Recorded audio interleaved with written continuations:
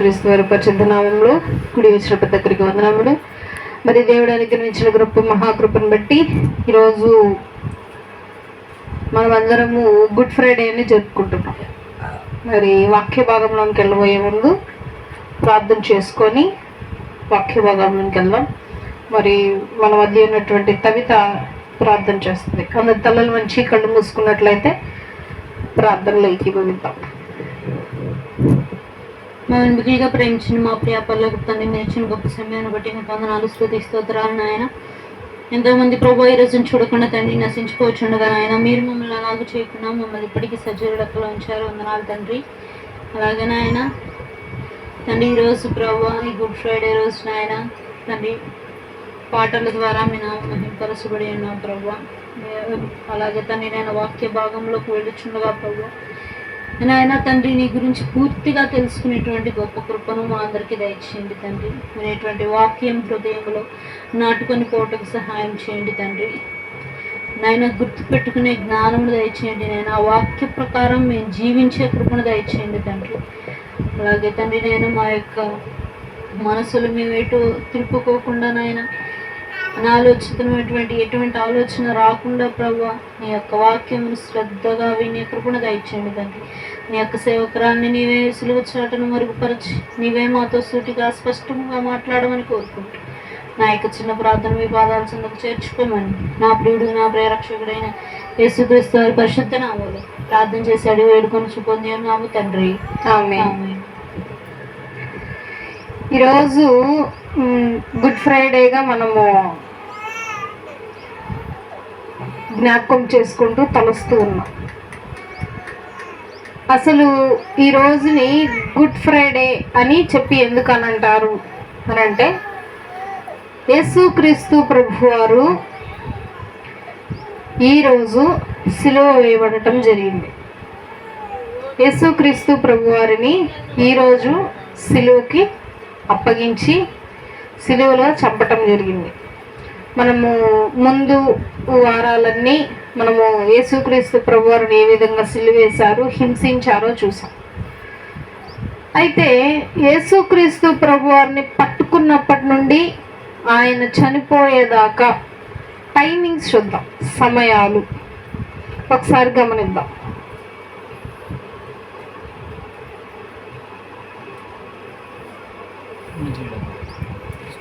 మొదటిగా ఆయనను పట్టుకుంది గురువారం రోజు రాత్రి పట్టుకున్నారు. ఈరోజు ఏ వారం? శుక్రవారం. ఈరోజు మార్నింగ్ అంటే పొద్దున 9ంటికి ఆయన సిలువేశారు. ఈ నిన్న రాత్రి పట్టుకొని 9ంటి దాకా ఏమేమి జరిగాయి, ఎక్కడెక్కడికి వెళ్ళారో చూద్దాం. గురువారం రాత్రి ఆయన గెత్సేమనే తోటలో ప్రార్థన చేస్తా ఉన్నాడు. అక్కడ వచ్చి పట్టుకోవటం జరిగింది. వచనం గమనిద్దాం. లూకాసు వార్త 9వ అధ్యాయము. లూకాసు వార్త 9వ అధ్యాయము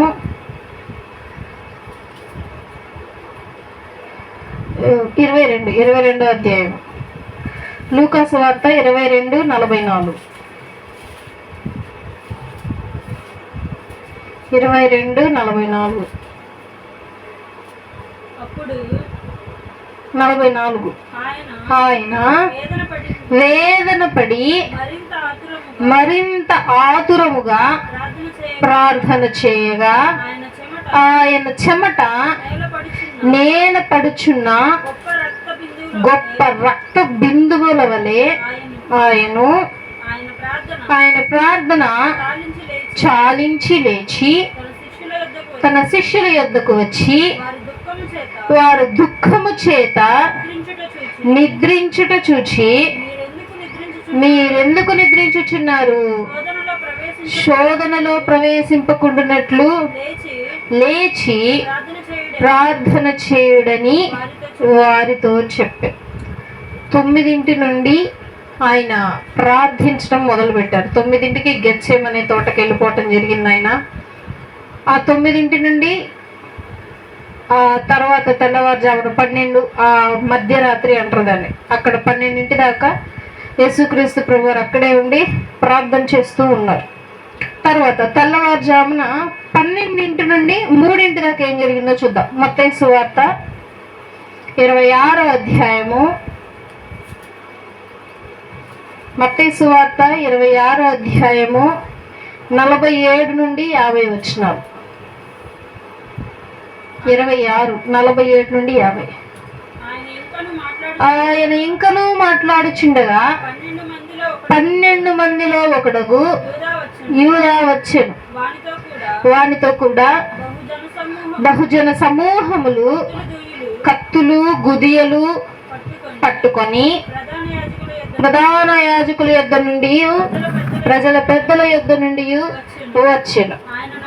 ఆయనను అప్పగించువాడు, నేను ఎవరిని ముద్దు పెట్టుకొందునో ఆయనే యేసు, ఆయనను పట్టుకొనడని వానికి గుర్తు చెప్పి వెంటనే యేసునొద్దకు వచ్చి, బోధకుడా నీకు శుభమని చెప్పి ఆయనను ముద్దు పెట్టుకొనెను.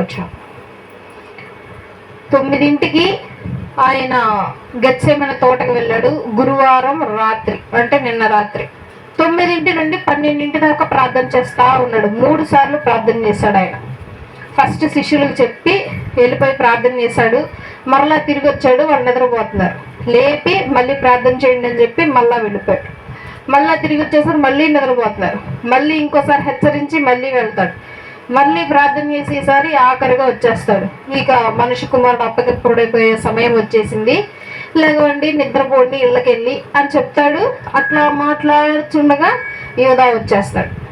వచ్చేసి చాలా మందిని తీసుకొని వస్తాడు, జనసమూహాన్ని. ఆ జనసమూహాలు ఏమేమి పట్టుకొని వచ్చారు?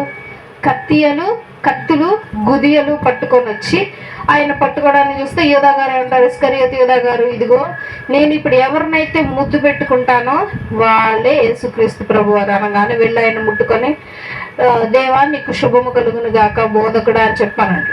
సో అప్పుడు యేసుక్రీస్తు ప్రభువారిని పట్టుకుంటారు. ఏ సమయంలో? 12 నుండి 3 లోపు పట్టుకుంటారు. తర్వాత 3 నుండి 6 వరకు ఏం జరిగిందో చూద్దాం. లూకా సువార్త 22వ అధ్యాయము 54 నుండి 22, 54 నుండి 62 వచనాలు చదువుతాను చూడండి.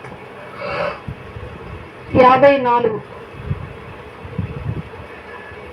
వారు ఆయనను పట్టి ఈడ్చుకొని పోయి ప్రధాన యాజకుని ఇంటిలోనికి తీసుకుని పోయి పేతురు దూరముగా వారి వెనక వచ్చుచుండారు.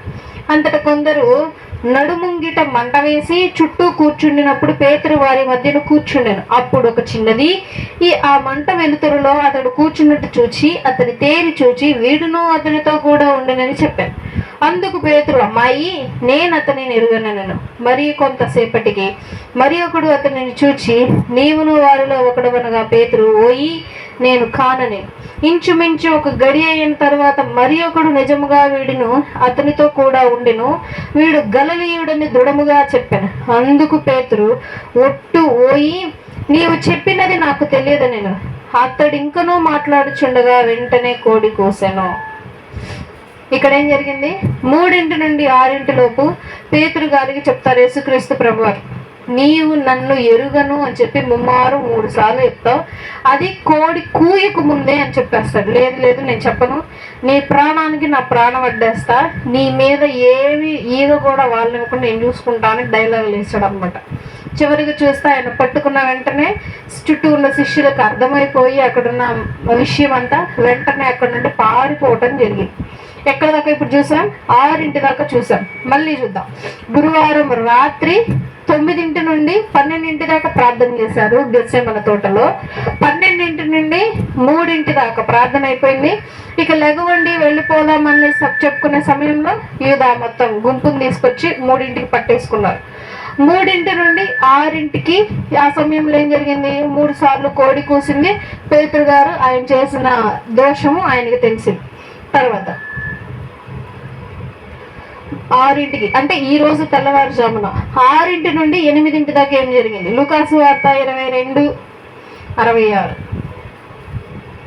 లూకాసు వార్త 22:66 66 నుండి 71 అయితే 2-3 వచనాలు చదువుకుందాం. 66 నుండి చదువుదాం.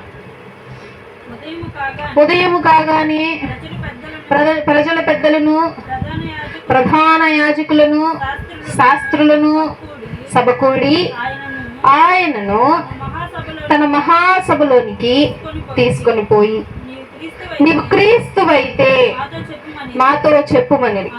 అందుకు ఆయన, నేను మీతో చెప్పిన ఎడల మీరు నమ్మరు, అదియుగాక నేను మిమ్మల్ని అడిగిన ఎడల మీరు నాకు ఉత్తరము చెప్పరు. ఇది మొదలుకొని మనుష్య కుమారుడు మహత్యము గల దేవుని కుడిపార్శ్వమున ఆసీనుడగునని వారితో చెప్పెను. అందుకు వారందరూ, అట్లయితే నీవు దేవుని కుమారుడవా అని అడుగగా ఆయన, మీరన్నట్టు నేనే ఆయనను అని వారితో చెప్పెను. అందుకు వారు, మనకిక సాక్షులతో పని ఏమి? మనము అతని నోటి మాట వింటిమి కదా. అప్పటిదాకా సాక్ష్యాలు ఎత్తుకుంటున్నారు. యేసుక్రీస్తు ప్రభువారికి ఏదో ఒక సాక్ష్యం చెప్పాలి, శిక్ష పడాలి అంటే. అప్పుడు అక్కడ ఉన్నటువంటి యాజకుడు అడుగుతాడు, సరే నువ్వు నిజంగా యూదులకు రాజువా అని అంటే, అవును మీరు అన్నట్టే, మీరు అడిగిన దానికి నేను సమాధానం చెప్పగలను, నేను అడిగిన దానికి మీరు సమాధానం చెప్పలేరు అంటూ, మీరు అన్నట్టే నేను రాజునే అంటాడు. నిజంగా నువ్వు రాజువేనా అంటే, అవును, ఇది మొదలుకొని ఇక్కడి నుండి ఈ తర్వాత నుండి నేను దేవాది దేవుని కుడిపార్శ్వమున కూర్చోబోతున్నా. యాజకుడు కోపం వచ్చి ఇంకో మత్తయి సువార్తలో ఉంటారు, యాజకుడికి కోపం వచ్చి బట్టలు చింపుకొని, ఇక ఇంతకంటే మనకి గొప్ప సాక్ష్యమే ఉంది, ఇతనే నోటి ద్వారా చెప్తున్నాడు కదా, నేను దేవుడు పక్కనే కూర్చుంటా అని చెప్తున్నాడు డైరెక్ట్. అట్లా చెప్తే దైవ దోషణ చేసినట్టు అనమాట, పెద్ద శిక్ష వేస్తారు ఆయనకి. ఇక సాక్ష్యాలతో పనేమి లేదు, డైరెక్ట్గా ఈయన తప్పు ఒప్పేసుకున్నాడు కాబట్టి శిక్షకు అప్పగించండి అని 6 నుండి 8 దాకా జరిగింది. తర్వాత అదే గ్రంథంలో ఇంకొక అధ్యాయం చూద్దాం, 23వ అధ్యాయము.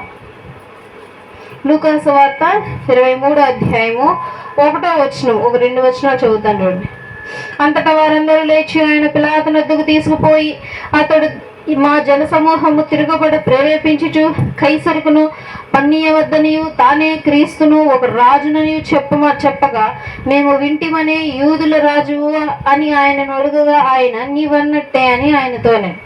ఇక్కడ శాస్త్రులు పరిశీలన ఏం చేస్తారంటే ఒక క్వశ్చన్ అడుగుతారు, కైసరు గురించి అడుగుతారు. కైసరు అంటే రాజు, యూదులకు రాజు. అప్పుడు క్రీస్తు ఏమంటాడు అంటే, కైసరుకును దేవునికి ఇయ్యుడి అని అంటారు. అంటే ఏంటర్థం? వాళ్ళు ఎట్లా చూస్తారంటే కైసరుని దేవుడి లెక్క చూస్తారు. ఇక కైసరుకును దేవునికి ఇవ్వండి అని చెప్పి అనగానే వాళ్ళకి కొంచెము అమర్యాదగా మాట్లాడినట్లు అనిపించి కైసరుకు వ్యతిరేకంగా మాట్లాడాడు అని చెప్పి ఇదొక సాక్ష్యంగా వాళ్ళు చూపించడం జరిగింది. సో 6 నుండి 8 దాకా జరిగింది ఏంటి? సభలో ఆయన్ని పరిశీలించటము, ఆయన చేసిన దోషము పాపమును లెక్కించటము జరుగుతుంది 6 నుండి 8 దాకా. తర్వాత 9కి ఆయన సిలువ వేయటం జరిగింది. చూద్దాం ఆ వచనం. మత్తయి సువార్త, మార్కు సువార్త 15:25.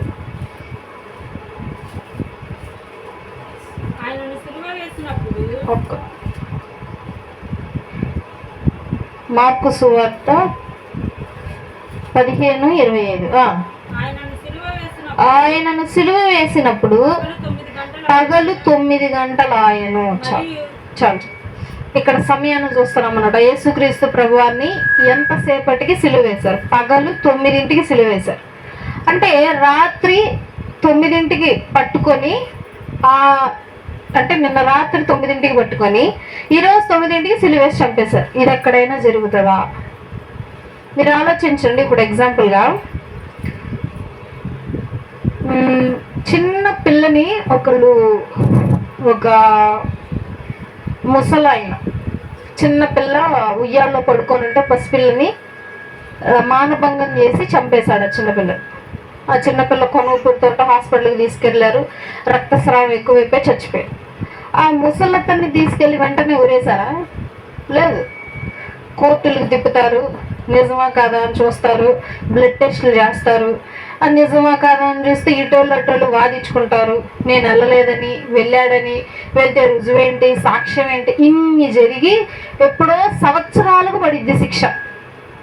మన మన భారతదేశంలో ఏదైనా సరే శిక్ష ఎప్పుడు పడిద్ది? శిక్ష రుజువు అయ్యాక శిక్ష పడిద్ది. వాళ్ళు ఎంతటి గొప్ప పాపమైనా చేయని, ఎవరన్నా చంపని, మానభంగాలు చేయని, దొంగతనాలు చేయని, ఏదైనా కానీ సంవత్సరాలు టైం పట్టింది. కానీ ఇక్కడ యేసుక్రీస్తు ప్రభువారి వైపు చూస్తే రాత్రి 9ంటికి పట్టుకొని ఆ తర్వాత రోజు 9ంటికి చంపేశారు. ఇది చరిత్రలో మొట్టమొదటిసారి జరిగింది. ఇంత తొందరగా తీర్పు రావటం ఒక మనుషునికి. అప్పటి కాలంలో యేసుక్రీస్తు ప్రభువారు ఉన్న కాలంలో ఎవరినైనా పట్టుకుంటే ఫస్ట్ బందీగా వేస్తారు. అప్పుడప్పుడు కొరడా దెబ్బలు కొడతారు, తర్వాత బందీగా ఉంచి తర్వాత ఒక్కొక్కళ్ళు చంపడం చేస్తారు. కానీ యేసుక్రీస్తు ప్రభువారిని మాత్రమే వెంటనే సిలువేసి చంపేయటం జరిగింది. మళ్ళా చూద్దాం. గురువారం రాత్రి 9 నుండి 12 దాకా యేసుక్రీస్తు ప్రభువారు గెత్సేమనే తోటలో ప్రార్థన చేస్తూ వచ్చారు. 12 నుండి 3 దాకా యూదా గారు వచ్చి యేసుక్రీస్తు ప్రభువారిని బందీగా పట్టుకొని జన సమూహం అంతా తీసుకొని వెళ్తారు. 3 నుండి 6 దాకా పేతురు గారు నాకు తెలియదు యేసుక్రీస్తు ప్రభువారు ఎవరు అని చెప్పి అబద్ధం చెప్తారు. కోడి కూయకు ముందు 3 సార్లు పలుకుతారు. 6 నుండి 8 దాకా మహాసభలో నుంచోబెట్టి ఆయన్ని పరీక్షిస్తారు. నువ్వేం తప్పు చేశావు, ఏంటి, ఈయన మీద తప్పే ఉందని చెప్పి సాక్షులను పిలవటము, వచ్చి అందరూ తల ఒక అబద్ధ సాక్ష్యం చెప్పటము, ఇవన్నీ చేస్తారు. తర్వాత 8 నుండి ఇక సిలువకు కొండ మీదకి నడిపించుకుంటూ తీసుకెళ్ళి 9ంటికి సిలువేస్తారు. తర్వాత మత్తయి సువార్త 27వ అధ్యాయము 45వ వచనం. మత్తయి సువార్త 27వ అధ్యాయము 45వ వచనం.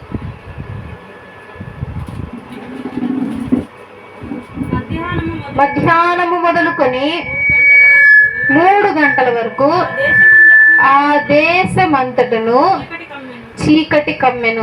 మధ్యాహ్నం అంటే ఎంత టైము? మధ్యాహ్నం అంటే 12ంటిని మధ్యాహ్నం అని అంటారు.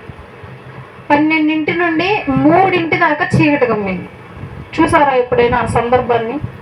ఒక భక్తుడు, ఆయన పేరు కాకాని తోటలో ఉంటది, ఆ తోట దగ్గర సమాధి ఉంటుంది అయింది. ఆయన చనిపోతే 3 గంటలు చీకటి అయిందంట. ప్రతి ఒక్కరూ చూశారంట ఆయన చనిపోయినాక. అలాగే యేసుక్రీస్తు ప్రభువారు చనిపోయినాక కూడా 3 నుండి చీకటి కమ్ముకుంది. మధ్యాహ్నం 12 నుండి మధ్యాహ్నం 3 దాకా, మధ్యాహ్నం స్టార్ట్ 12 నుండి 3 దాకా చీకటి కమ్ముకోవడం జరిగింది. తర్వాత ఆ చీకటిలో తర్వాత ఇంకో వచనం చూద్దాం. 3 నుండి ఏం జరిగింది? లూకాసు వార్త 23:46.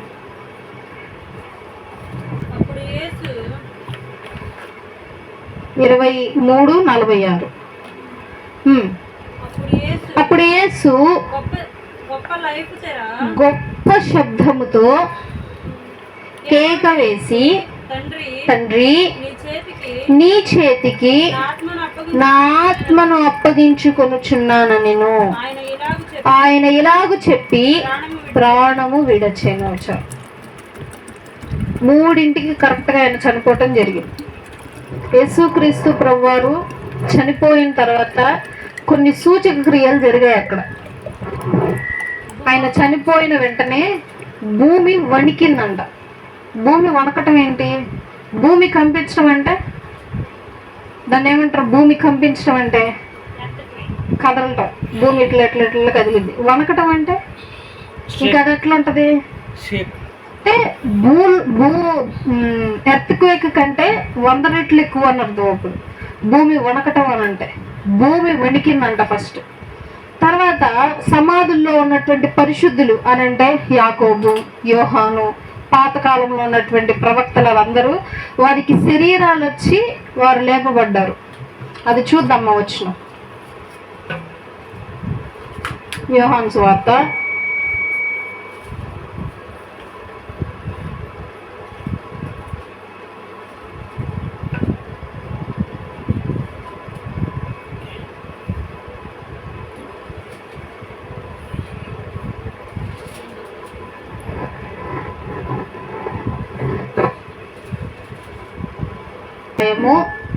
37వ వచనం. అంతటా యేసు గొప్ప కేక వేసి ప్రాణము విడచెను. అప్పుడు 3ంటికి ఆయన ప్రాణం వదిలేశాడు. 3 నుండి ఏం జరిగిందో చూడండి.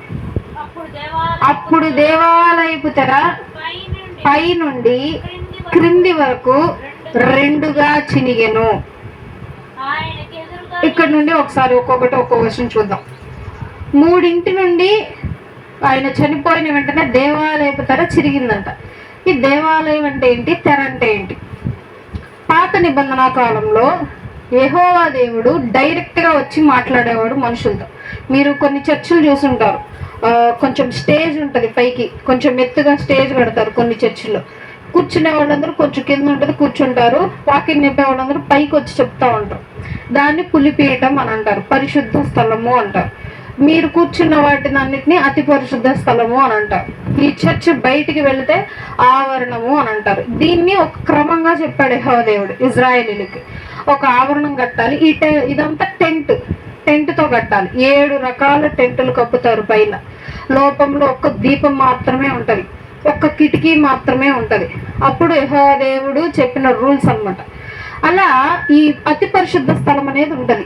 ఈ అతి పరిశుద్ధ స్థలంలో ఇక్కడ నుండి పైకి ఒక తెర ఉంటది. ఇక్కడ నుండి మీరు నన్ను చూడకుండా ఉండటానికి పైకి ఒక తెర ఉంటుంది అడ్డుగా. నేను మీకు కనపడను, మీరు నాకు కనపడరు. మీరు ఎక్కడ ఉండాలి? ఈ పరిశుద్ధ స్థలంలోనే ఉండాలి. నేను అక్కడికి వస్తా. మీరు చేసిన పాపాలని నాకు చెప్పాలి. నాకు చెప్పి ఏది మీరు చేసిన పాపాలను బట్టి ఒక జంతువును బలిచ్చేశాక వచ్చి నాకు చెప్పాక నేను ఈ తెర లోపలికి వస్తా. ఈ లోపల ఏముంటుంది? మందసం ఉంటుంది. ఈ మందసం ఏంటి అని అంటే ఒక బాక్స్ టైప్లో ఉంటుంది. ఇలా బాక్స్ టైప్లో ఉండి ఇక్కడ ఒక దేవదూత, ఇక్కడ ఒక దేవదూత ఇలా రెక్కలు పట్టి ఇలా కప్పినట్టు ఉంటుంది అన్నమాట. ఎక్కడొకటి ఇక్కడొకటి ఈ పెట్టి ఉంటుంది. ఈ పెట్టిని ఓపెన్ చేస్తే లోపల అహరోను చిగురించిన కర్ర ఉంటుంది. లోపల ఒక చిన్న పాత్ర ఉంటుంది. ఈ మందసం మీదకి యెహోవా దేవుడు సంవత్సరానికి ఒకసారి దిగుతాడు. ఈ మందసం మీదకి దిగేటప్పుడు ఏ మనిషి చూసినా వెంటనే చనిపోతాడు. అందుకని ఆ మందిరంలోనికి, ఆ పరిశుద్ధ మందిరంలోనికి ఎవరెవరు వెళ్తారు? ఓన్లీ ప్రధాన యాజకుడు మాత్రమే వెళతాడు. ప్రధాన యాజకుడు వెళ్ళి, అయ్యా పలానా వాళ్ళు పలానా తప్పు చేశారు, పలానా వాళ్ళు పలానా తప్పు చేశారని చెప్పి ఆ పాపాలను ఒప్పుకుంటారు. ఒకవేళ ప్రధాన యాజకుడు బై మిస్టేక్ ఏమైనా తప్పు కానీ చేసినా, తప్పుగా మాట్లాడినా, ఆలోచించినా వెంటనే ఏమవుతాడు అని అంటే చనిపోతాడు స్పాట్లో. అతనికి నడుముకు ఒక తాడు కడతారు. తాడు కట్టి ఆయన ఒకవేళ చనిపోతే ఆ తాడు పట్టుకుని బయటకు లాగుతారు. ఎవరైనా పైకి వచ్చినా సరే ఊరుకో. ఒక చిన్న పాట పాడి మనం కంటిన్యూ చేద్దాం. ఒక చిన్న పాట పాడు.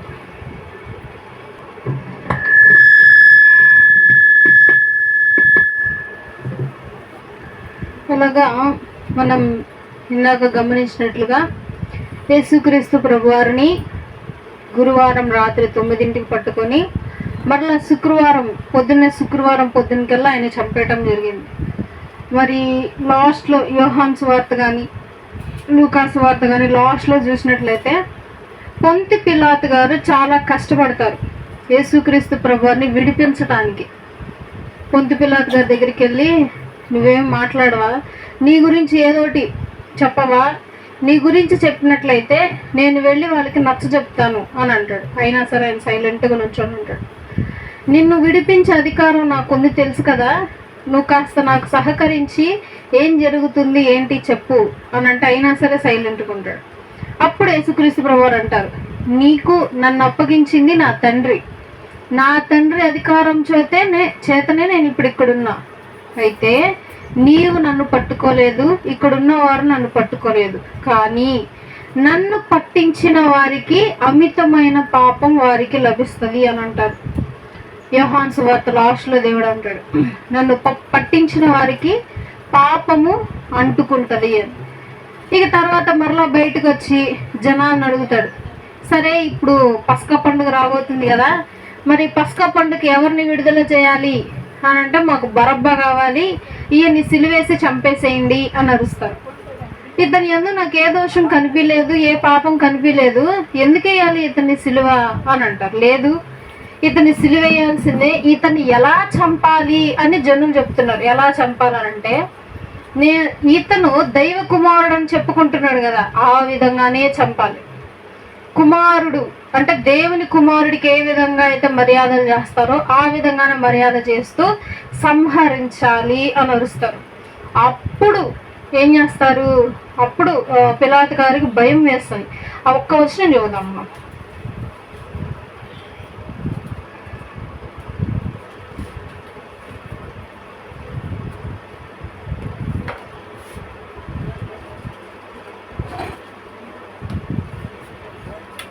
యోహాను సువార్త 19వ అధ్యాయము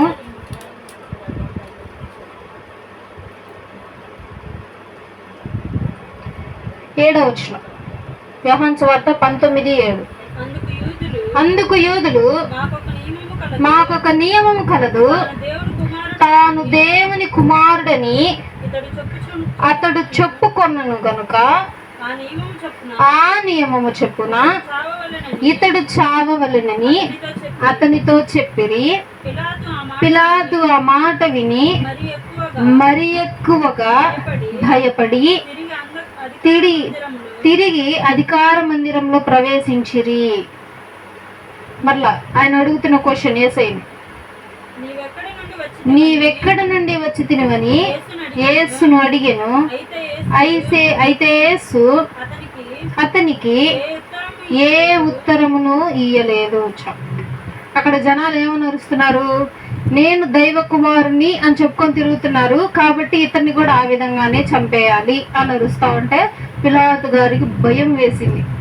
అంటే ఏ విధంగా చంపుతారు, ఏ విధంగా హింసిస్తారు అని చెప్పి పిలాతు గారికి అర్థమైపోయి మళ్ళీ త్వరగా గబగబా ఏసై దగ్గరికి వచ్చి, అసలు నువ్వు ఎక్కడి నుండి వచ్చావు అని అడుగుతున్నారు. ఏసై సైలెంట్గా ఉన్నాడు. అసలు నువ్వెవరివి, నీకు ఇక్కడ సంబంధం ఏంటి అని ఆయన గురించి అడుగుతుంటే ఎవరు ఏం సమాధానం చెప్పట్లేదు. అప్పుడు ఇక పిలాతు గారు సర్ది చెప్పడానికి ట్రై చేస్తూ ఉంటారు. దాని కింద వచనంలో చూద్దాం.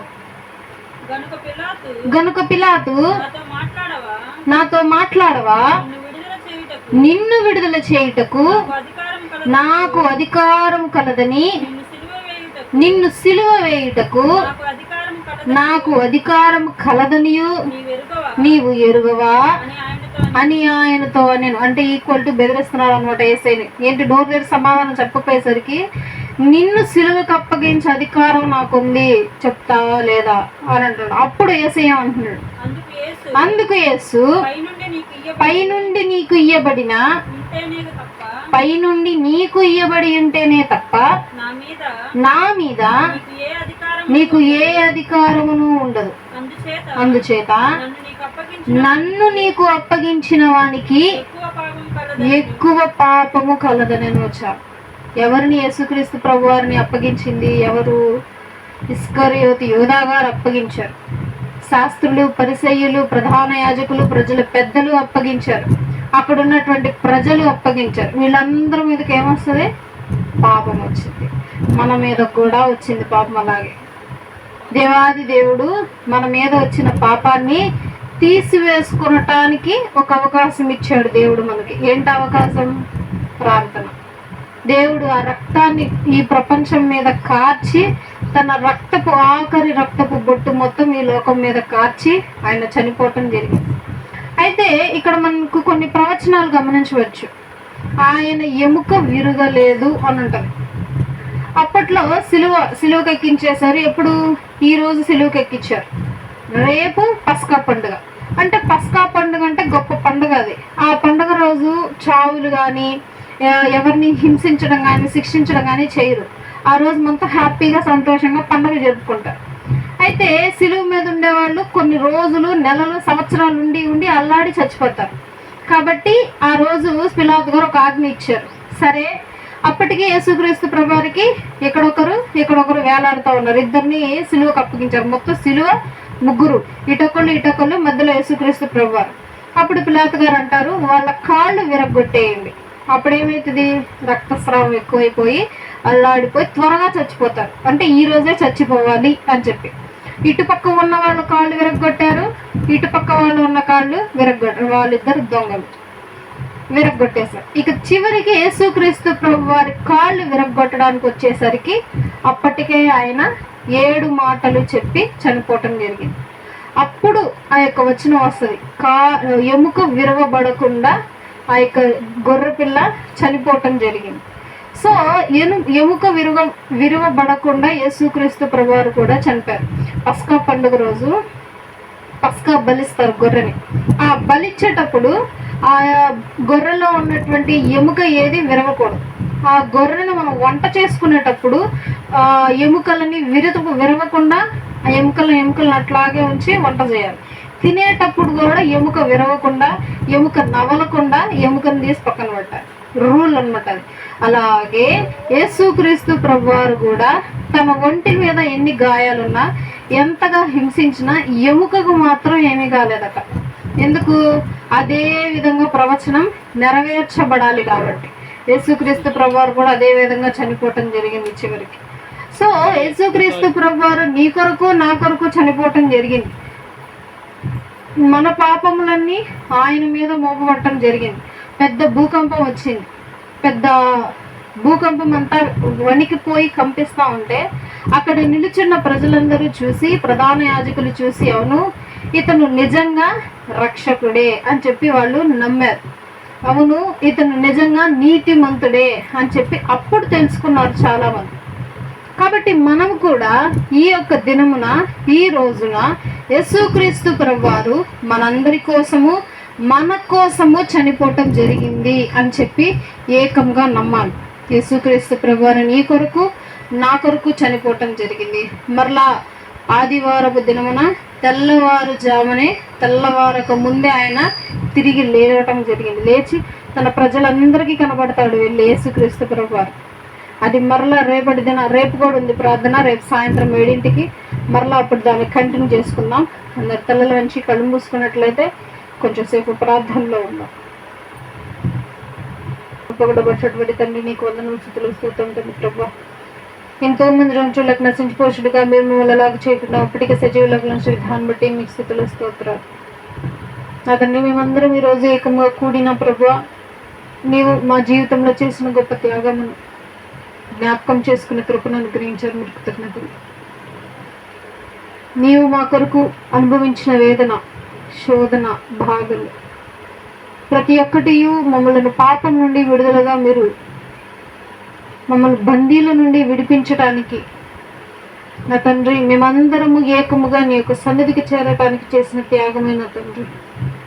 మేమందరము ఎరిగి నీ యొక్క త్యాగమును నా ప్రభువా మా యొక్క జీవితంలో ప్రతి ఒక్క సిచ్యువేషన్లో ఇది ఒక జ్ఞాపకం చేసుకుంటూ మా జీవితాలను మేము మార్చుకొని నీ యొద్దకు మేమందరం ఏకంగా కూడి వచ్చే కృపను అనుగ్రహించాం.